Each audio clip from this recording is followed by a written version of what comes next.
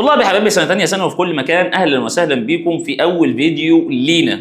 أنا عارف إن أنا اتأخرت عليكم، ولكن مستر مينا لما بيغيب ما بيغيبش أونطة.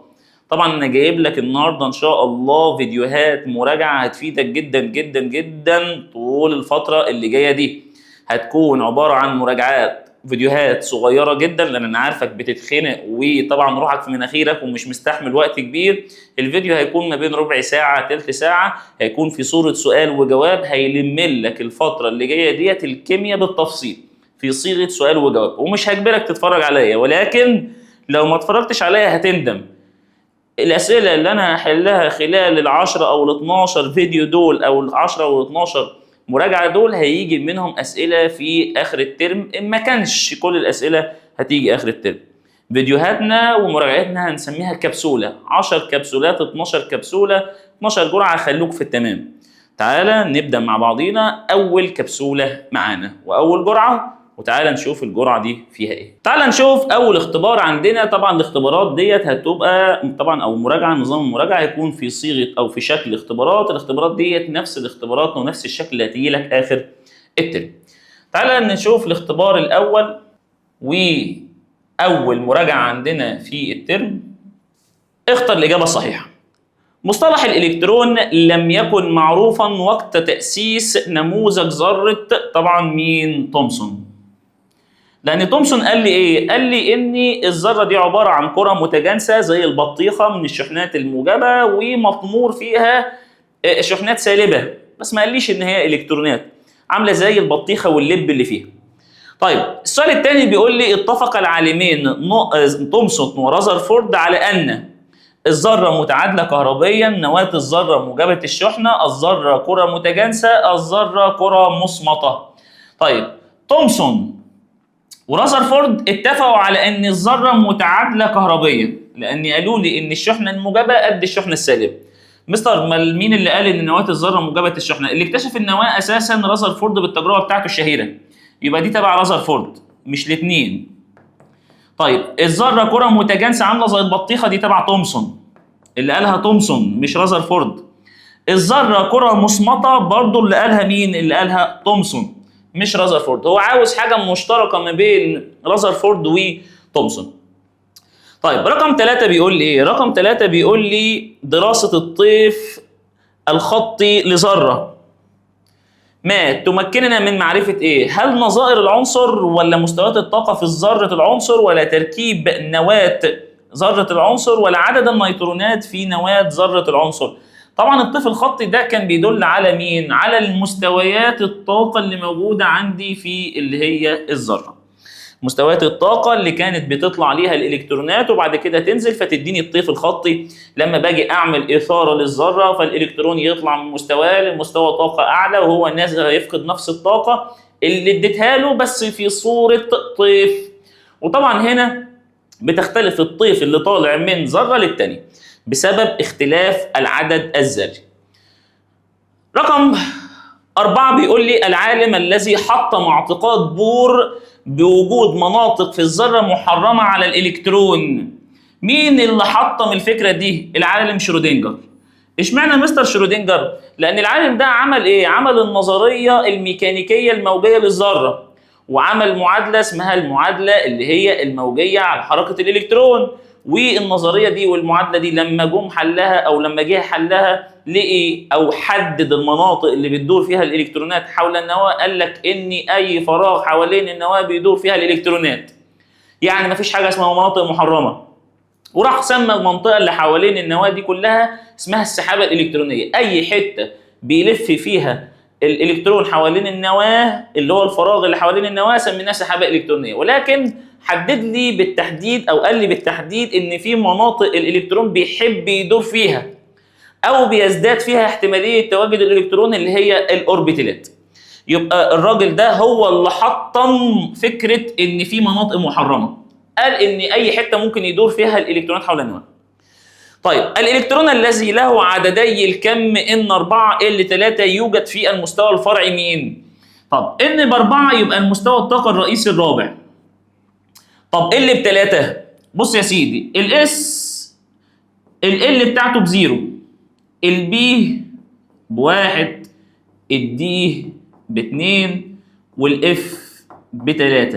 يبقى انت بتكلمني على المستوى الطاقة الفرعي 4F.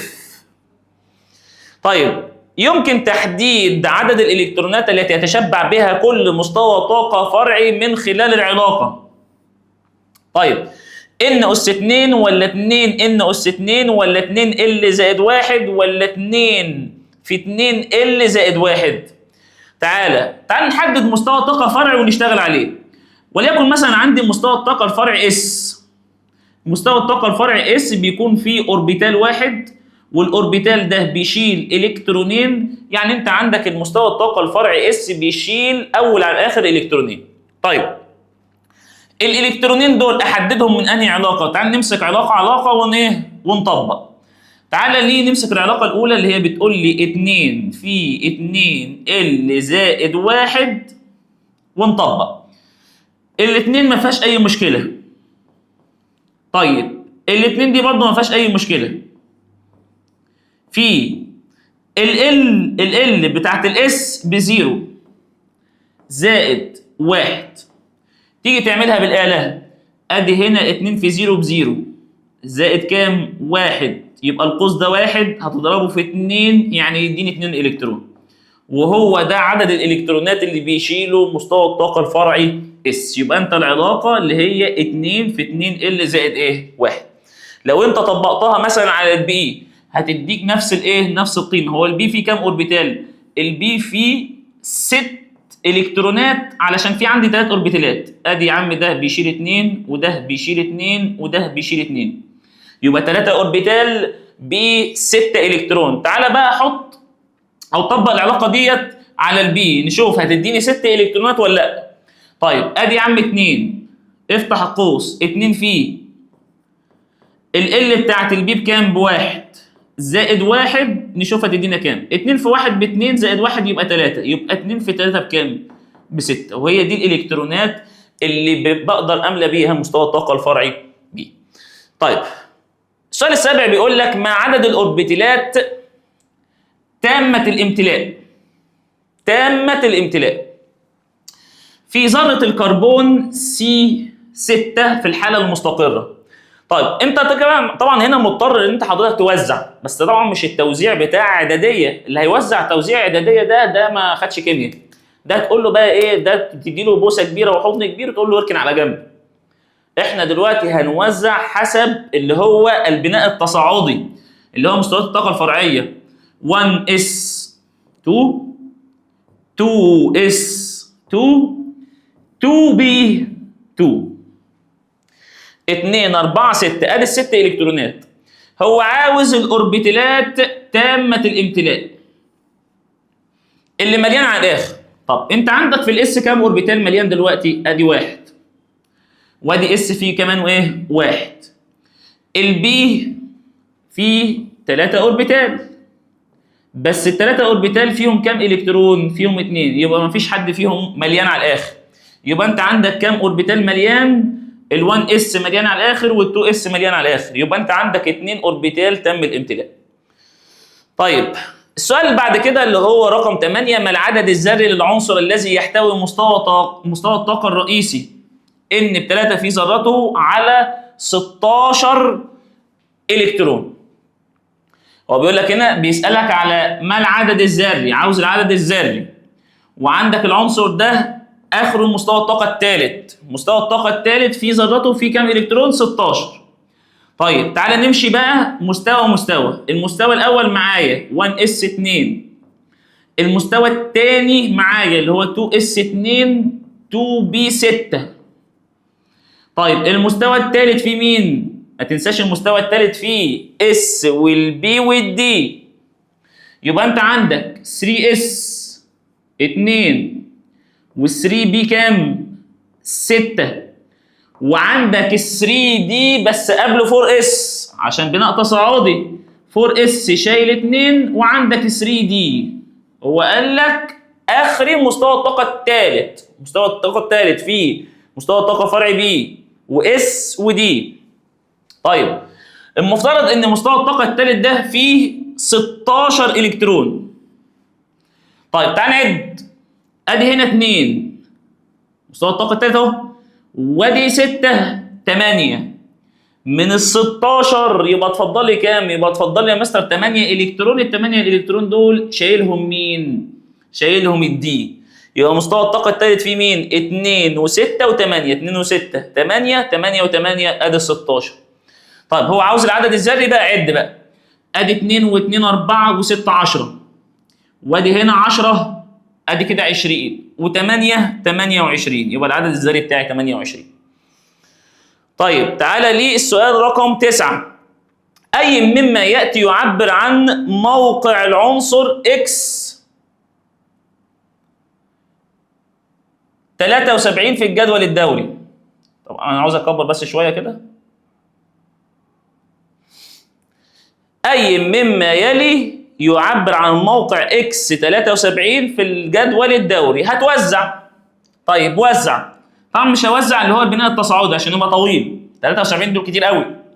طب وزع حسب اقرب غاز خامل. اقرب غاز خامل لل 73 اللي هو الزينون 54. طيب هيليوم موجود في الدوره الاولى، النيون، ارجون، كريبتون، زينون. الزينون ده موجود في الدوره الكام؟ الخامسه. يبقى انت لما هتيجي تبدا عد من السته. طب 54 6 اس 2. بعد كده 4 اف ما توزعش فيها حاجه. بعد كده 5 دي هتحط فيها 1. بعد الواحد هتحط هنا 14. وتعالى نحسب هو المفروض هتوزع كام؟ هتوزع 73. ادي يا عم 54 اهم، زائد 2 زائد 14 زائد 1 يديني كام؟ 71. من ال 73 يبقى اتفضل لك 2، يبقى تحط 2 هنا على الواحد يبقى يديني كام؟ 3. ادي توزيعة ال 73. مستر معلش هو انت ليه حطيت 1 في الدي وبعد كده كملت الاف؟ لان في الدورة السادسة في عندك عنصر اسمه اللانثانيوم. واللانثانيوم ده كان عبارة عن ايه؟ كان عبارة عن 57. كان عدد الذري 57 وده كان من ضمن الفئة دي. ده موجود في الفئة دي او اللي موجود في الفئة اللي موجودة في نص الجدول، فكنت بحط له الالكترون بتاعه. بعد كده بيبدأ عناصر اللانثانيدات من تحت اللي هي في اف 14 عنصر، فبالتالي بضطر احط انا 14 الكترون وبعد كده بقعد املى في الدي مرة تاني. طيب تعالى ده عنصر من الفئة دي، وانا في الفئة دي لما باجي احسب رقم المجموعة اعمل ايه؟ اجمع الالكترونات اللي موجودة في الدي مع الاس. 2 و3 5 يبقى ده موجود في المجموعة رقم 5. طيب الدورة الكام؟ لو انت عاوز الدورة هتبص للاس. الاس قدامها 6 يبقى الدورة 6. يبقى انت عندك دلوقتي الدورة 6 والمجموعة 5. طيب تعالى ليه السؤال اللي بعد كده. بيقول لك ايه؟ ما عدد الاوربيتالات النصف ممتلئة في ذرة الفلز الممثل ثلاثي التكافؤ؟ هو الفلز بيكون اخره كام؟ بيكون اخره يا اما الكترون يا اما 2 يا اما 3. وخلي بالك ممثل، يعني الالكترونات بتاعت التكافؤ دي متوزعة على مين؟ متوزعة على الاس والبي. وثلاثي التكافؤ يعني هيفقد 3 الكترونات. طيب الذي يقع في الفئة بي، هو قال لي يقع في الفئة بي، يبقى انت دلوقتي الالكترونات التكافؤ هتوزع على الاس والبي. طيب انا عاوز يا مستر دلوقتي يكون اخري 3 الكترونات بس في مستوى الطاقة الاخير، يبقى انت هتشيل الاس 2 والبي هتشيله 1. طيب مستر معلش هو انت ليه ما حطيتش في البي 3 وخلاص؟ ما انا لو حطيت في البي 3 طبعا الاس هيكون مليان ب2 وبي هتحط فيه 3. 2 و3 5 يبقى كده مستوى الطاقة الأخير فيه 5 إلكترونات، يبقى كده لا فلز. طيب أنا عاوزه فلز، يبقى أنا مستويات الطاقة الأخير كله اس وبي شايل 3 إلكترونات، يبقى أنت هتحط هنا 2 إلكترون وأدي هنا 1 إلكترون. عاوز بقى الاوربيتالات النصف ممتلئه. اولا الاس فيه اوربيتال واحد وفيه 2 الكترون اساسا مكتمل. طب البي عنده 3 اوربيتال، والثلاثه اوربيتال فيهم الكترون واحد بس، يبقى عدد الاوربيتالات النصف ممتلئه اوربيتال واحد بس وموجود عندك في البي. طيب السؤال رقم 11، عنصر ينتهي التوزيع الالكتروني لايونه اكس موجب 3. موجب 3 يعني فقد 3 الكترونات. طيب 6 اس 0 و4 اف 14 و5 دي 8. ما هو رقم مجموعة العنصر في الجدول الدوري الحديث؟ طيب مش هو فقط 3 الكترون؟ طيب فقط 3 الكترون هيفقدهم من مين ومن مين؟ اولا ده فئة دي. طب في الفئة دي كنت بفقد يا اما بكمل او بفقد من اللي هو الاس وبعد كده بروح للدي. طيب انا كده فقدت 3 الكترون، يبقى انت 6 اس هترجع له الالكترون بتاعه، الاثنين الكترون بتوعه اللي فقدهم هترجعهم له، و4 اف 14 زي ما هم، والخمسه دي كان فيها 8 هتحط له واحد، ما انا فقدت 3 حطيت 2 في الاس يبقى احط كام؟ احط واحد مع ال8 يبقى 9.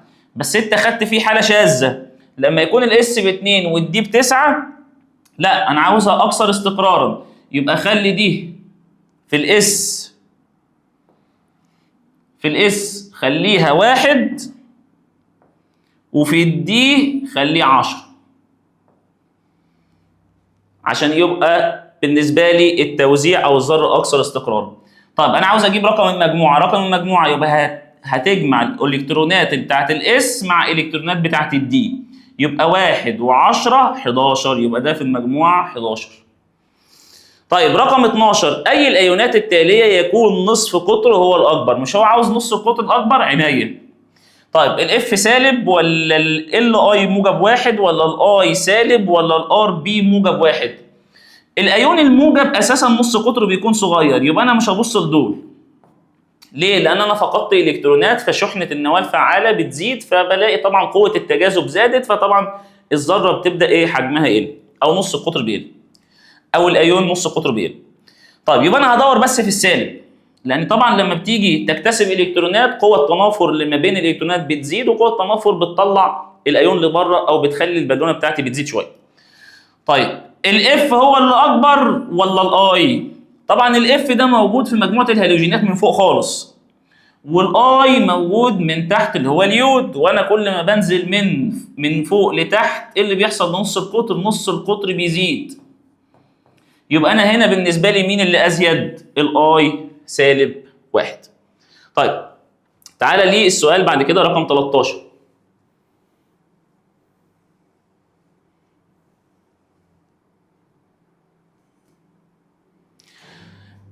رقم 13 بيقول لك زياده البعد بين الالكترون الاخير والنواه. يبقى انت عندك في مسافات بين الالكترون الاخير والنواه في الذره ما تؤدي الى زياده الميل الالكتروني. يبقى انا دلوقتي العنصر اللي معايا عاوز يكتسب الكترونات، بالعكس ده انت عندك النواه بعيده يبقى مش هيحصل قوه تجاذب، يبقى مش هيحصل ميل الكتروني. سهوله فقد هذا الالكترون وارد.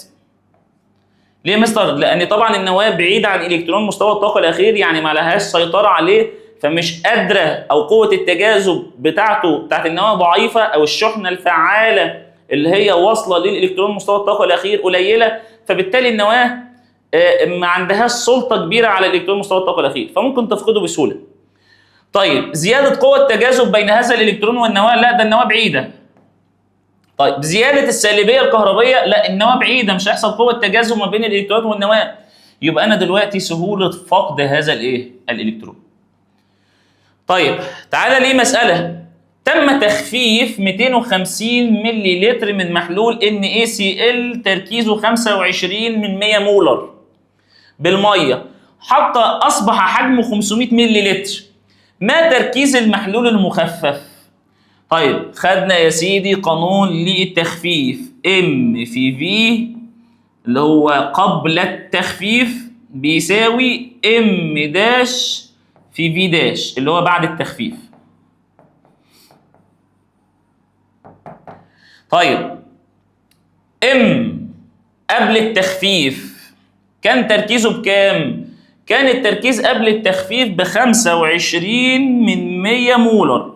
في حجمه كام؟ حجمه كان 250 مللي. انت عاوز الايه؟ انت عاوز التركيز بعد التخفيف اللي هي ام داش. في الحجم بعد ما حطيت ميه اصبح 500 مللي لتر. يبقى انت دلوقتي عاوز تجيب ام داش، هتجيبها ازاي؟ يبقى ام داش اللي هو التركيز بعد التخفيف 25 من 100 في 250 على ال 500 هيديني كام؟ ادي 25 من 100 في 250 على ال 500 هيديني 125 من 1000 مولر. 125 من 1000 مولر. طيب تعالى لي السؤال رقم 15 بيقول لك هنا ايه؟ بيقول لك ما العنصر الذي يمكنه تكوين ايون شحنته موجب 2؟ موجب 2 يبقى انت عاوز فلز. طيب لو جيت بصيت للسيليكون ده من ضمن اشباه الفلزات ما تبصلوش خلاص. واليود من ضمن اللا فلزات مش هيكون لك موجب 2، مش هيفقد، هيكتسب. يبقى انت هسيبك من الاثنين دول. يبقى انت هتبص لمين؟ للسيلينيوم والسترونشيوم. طيب تعال طبعا اقرب لهم السترونشيوم ده لان ده موجود في المجموعه 2A، و2A ده اساسا بيكون اخره 2 وهيفقدهم فلزات، بس تعال نجرب. طيب هتوزع حسب اقرب غاز خامل. طبعا السترونشيوم 8 و30 يبقى اقرب غاز خامل ليه اللي هو الكريبتون 36. الكريبتون 36 موجود في الدوره الكام؟ الرابعه. هيليوم، نيون، ارجون، كريبتون. يبقى الكريبتون موجود في الدوره الرابعه، يبقى انا اول ما هبدا هعد من الدوره رقم 5. يبقى انت عندك 5 اس 2. طيب 36 و2 38. طبعا هفقد الاثنين الكترون دول وهكون ايون موجب 2. يبقى انت عندك الاختيار بتاعك اللي هو الاسترونشيوم. يبقى انا همسح بس الاختيارين دول علشان الخط يتلخبط. يبقى هنا السيليكون واليود محدش يبص لهم. يبقى الاجابه بتاعتي الاسترونشيوم. طيب تعالى ليه يتفاعل اكسيد الخرسين مع الصودا الكاويه كاكسيد. بص يا سيدي، اكسيد الخرسين اللي هو ZnO من الاكاسيد المتردده. يعني ايه مستر اكسيد متردد؟ يعني ما بيرسيش على حال. ساعات يشتغل كاكسيد حامضي لو انت هتفاعله مع قاعده. طيب وساعات يشتغل قاعده او قاعدي لو انت هتفاعله مع حاجه حامضيه. عشان كده بنقول عليه متردد. طب الصودا الكاويه، الصودا الكاويه اللي هي هيدروكسيد الصوديوم ده اساسا قلوي قاعده. يبقى انت ZnO اللي هو اكسيد الخرسين هيتفاعل معاه كانه حمض. هو ما سالكش اكسيد الخرسين ايه، هو قال لك هيتفاعل كانه ايه؟ اكسيد ايه؟ حامضي. طيب رقم 17 بيقول لك اي مما يلي يعد صحيحا بالنسبه لاكاسيد العناصر. كل اكاسيد الفلزات اكاسيد قاعديه. غلط. ليه يا مستر؟ ما انت عندك كل الاكاسيد الفلزيه اكاسيد قاعديه. اقول لك طب ما انت عندك ال Al2O3 وعندك الالومنيوم ده فلز وده اكسيد الالومنيوم ومتردد. عندك يا سيدي ZnO اللي هو اكسيد الخرسين متردد وفلز، يبقى دي مش هينفع. تتفاعل كل اكاسيد اللافلزات مع الاحماض. اكاسيد اللافلزات اساسا حامضي. حامضي مع حامضي ما يمشيش، يبقى الكلام ده مش هيمشي. طيب الميه واول اكسيد الكربون من الاكاسيد المتعادله. هو دي الاجابه. طب ما تيجي مثلا نقرا بس الاختيار الرابع يمكن يبقى فيه الرمق. تتفاعل اكاسيد الفلزات مع الاحماض مكونه ملح وهيدروجين. لا، بيتكون ملح وميه، يبقى الكلام ده مش هيمشي. يبقى الميه واول اكسيد الكربون كانوا من ضمن الاكاسيد المتعادله. طيب بعد كده بيقول لك سؤال عن عدد التأكسد. سؤال طبعا سهل جدا. ما عدد تأكسد الفوسفور في ايون البيروسفات؟ البيروفوسفات B2O7 -4. طيب هو عاوز عدد تأكسد الفوسفور. طب الفوسفور من 2، يبقى انا هعتبره ان عدد التأكسد بإكس، يبقى انا عندي 2X. طيب انا عارف ان الاكسجين بيكون عدد التأكسد بتاعه -2، وانا عندي منه 7. -2 في 7 ب-14. طيب الكلام ده كله بيساوي كام؟ -4. اعملها كانها معادله، يبقى 2 اكس هتودي ال 14 دي الناحيه الثانيه بس بعكس الاشاره، يبقى سالب 4 زائد 14 هيديني كام؟ هيديني 10. طيب يبقى هنا الاكس بيساوي كام؟ 10 على الاثنين هيديني موجب 5. طيب تعالى ليه السؤال رقم 19 بيقول لك يحترق سكر الجلوكوز في وفره من غاز الاكسجين طبقا للعلاقه C6H12O6 دي زائد 6O2 يدينا 6 ثاني اكسيد كربون و6 ميه. ما حجم غاز الاكسجين at RTB؟ RTB اللي هي room temperature and pressure. طيب اللازم لانتاج 150 جرام من ثاني اكسيد الكربون، ده عباره عن مساله غير مباشره. اروح حاطط اللي هم المادتين اللي مديني معلومات عنهم، هو عاوز حجم مين؟ الاكسجين، ومديني معلومات عن ثاني اكسيد الكربون. ادي المادتين احطهم قصاد بعض. طيب اروح اعمل ايه بقى؟ مش هو بيسال على حجم الاكسجين، اروح اكتب كده اكس لتر. انا بسال على الحجم باللتر. طيب في الار تي بي اللي هو الروم تمبريتشر اند بريشر، المول الواحد من اي غاز بيشغل حجم 24 لتر. طيب دول كام مول؟ دول 6. يبقى 6 في 24 يديني 6 في 24 يديني 144. يبقى 6 في 24 يديني 144 لتر. طيب هو عاوز يسأل على حجم الأكسجين لما يطلع قصاده كام ثاني أكسيد الكربون؟ 150 جرام. طيب مش انت اشتغلت تحت جرامات؟ يبقى لازم فوق تشتغل جرامات، يبقى هتجيب الكتلة المولية. طيب ادي يا عم 6، افتح قوس، السي بكام؟ السي ب 12 مديهالي، زائد الاكسجين الواحده ب 16، عندي منها 2، 2 في 16 ب 32. يبقى بيساوي 6 هتضربها في كام جوه؟ طبعا 12 و 32 44. يبقى 6 في 44 هيديني 264 جرام. بعد كده هعمل طرفين في ايه؟ وسطين. يبقى هتضرب 144 في 150 على اللي هي 246 هيديني كام؟ هيديني حجم الأكسجين 81 من 100 لتر. طب 81 و81 من 100 لتر بقى مين في دول؟ طبعا هتحسبهم واحدة واحدة. امسك الأولى واقعد دربها على الآلة، شوف هتطلع لك بكام. 15 في 24 على 44 في 6 هتطلع لك ب 1.36. يبقى دي مش هتنفع. تعالى اللي بعد كده 15 في 22 و4 على 44 في 6 طالعه بكام؟ ب 1.27. مش هتمشي. طيب انا عاوز طبعا الناتج يطلع 81. طب تعالى اللي بعده 22 و4 من 10 في 150 على ال 44 هيطلع 76. مش هينفع. طيب تعالى اللي تحت 24 في 150 على 44 هيديني 81.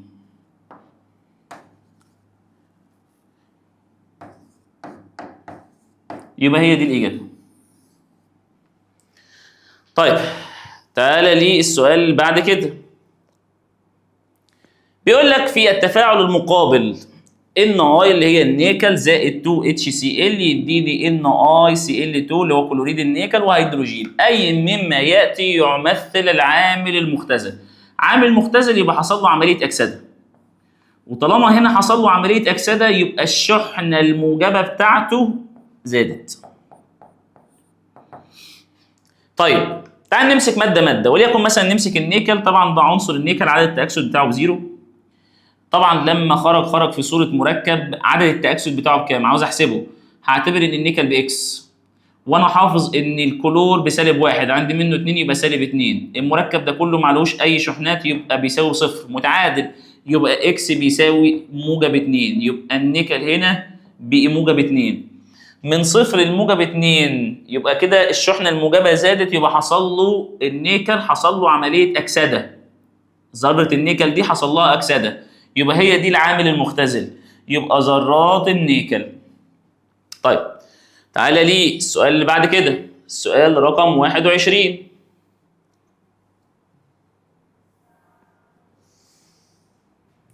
بيقول لك اجب عن الاسئله المقاليه رقم 21 و22. ده طبعا ما تنساش ده هيكون شكل امتحان اخر الترم. اكتب معادلتي نصفي تفاعلي الاكسده والاختزال الموزونتين للتفاعل التالي. هتطلع المادتين اللي حصل فيهم اكسده واختزال وهتوزنهم. طيب تعالى نمسك الزد ان. الزد ان كان عباره عن ذره وعدد التاكسد بتاعه بزيرو. لما جه خرج عباره عن مركب طبعا اللي هو كبريتات اللي هو الخرسين. طبعا الكبريتات انا عارف عدد التاكسد بتاعها ب -2، والمركب ده كله طبعا انا عاوز احسب عدد التاكسد بتاع اللي هو الخرسين اللي هو زد ان، هعتبره باكس، وادي هنا الكبريتات ب-2. الكلام ده كله مركب متعادل معلوش اي شحنات يعني بزيرو، يبقى الاكس هتساوي -2، يبقى خرج زد ان -2. طب المعادله كده مش موزونه، انا عاوز اوزنها. مش انت هنا فقدت 2 الكترون، يبقى زود 2 الكترون بحيث ان 2 سالب مع 2 موجب يديني 0. طيب وحدد العامل المؤكسد والعامل المختزل. طبعا هنا حصل عمليه ايه؟ من صفر لموجب 2 حصل عمليه اكسده، يبقى الزد ان ده عامل مختزل. طيب تعالى ليه السي يو هنا كبريتات اللي هي النحاس. طبعا النحاس هنا هعتبره باكس، على التاكسد بتاعه باكس، والكبريتات ب-2، المركب كله متعادل بصفر، يبقى اكس هيساوي -2. يبقى انت عندك هنا النحاس -2، يبقى النحاس -2 خرج ايه؟ خرج ذره نحاس عدد تاكسدها بصفر، يبقى السي يو هنا هيكون بصفر. طب انا مستر دلوقتي عاوز اخلي المعادله موزونه، يبقى -2 يبقى زود له 2 الكترون، يبقى 2 سالب مع 2 موجب يبقى يخرج صفر. طيب هنا موجب 2 وبقي صفر، يبقى انا كده ماشي والشحنه السالبه عماله بتزيد. ادي خط الاعداد افكرك، هنا صفر، هنا الجزء الموجب وهنا الجزء السالب. كل ما تتحرك ناحيه الشمال اللي هو ناحيه السالب يبقى يحصل اختزال، الشمال اختزال واليمين اكسده. يبقى الشمال اختزال ما تنساش، ودي جملتنا الشهيره الشمال اختزال. طيب انا كنت موجب ورحت ناحيه الصفر يعني ماشي ناحيه الشمال، يبقى حصل عمليه اختزال. وهنا اختزال معنى كده ان ده حضرتك عامل مؤكسد. طيب اكتب اعداد الكم للالكترون التاسع عشر في ذره الكروم. يبقى لازم حضرتك توزع، هتوزع ال 24. ادي 1s2 2s2 2b6 3s2 3b6 4s2 3 دي كام؟ 4. واحد يعمل لي كده اقول له غلط. ادي هنا 10 ادي 20 ادي 24 يا مستر. ما هو كروم 24. اقول لك لا، لما جيت خدت التوزيع قلت لك لما تلاقي 2 في الاس و4 في الدي يبقى انت هتوزع توزيع اكثر استقرارا. لو سمحت اكثر استقرارا يبقى تخلي لي الدي نصف ممتلئ، يبقى تخلي لي ده 1 وده 5 كده، يدي للذره اكثر استقرار، يدي حاله اكثر استقرار. طب هو عاوز عدد الكم الاربعه للالكترون 19. طب دول ب 10 2 و2 و6 ادي 10 و2 و6 8 يبقى 10 و8 18. يبقى عاوز ادي الالكترون رقم 19، عاوز عدد الكم الاربعه للالكترون ده. طب تعالى ان ده اللي هو عدد الكم الرئيسي اللي هو ده ب4. طب ال ده العدد الكم الثانوي اس ب0. طيب عدد الكم اللي هو المغناطيسي ال بيساوي ده موجود في الاوربيتال 0. طيب والام اس ده اللي هو المغزلي، هتلاقي الالكترون ده موجود في اوربيتال ومع عقارب الساعه يبقى موجب نص. وبكده نكون انهينا معاكم الجرعه الاولى من ال 12 جرعه. وخلي بالك تركز معايا في بقيه الجرعات علشان مهمه جدا وهيجي منهم اسئله اخر الترم. وهتقول مستر مين قال. اشوفكم فيديو جديد وجرعه جديده. سلام.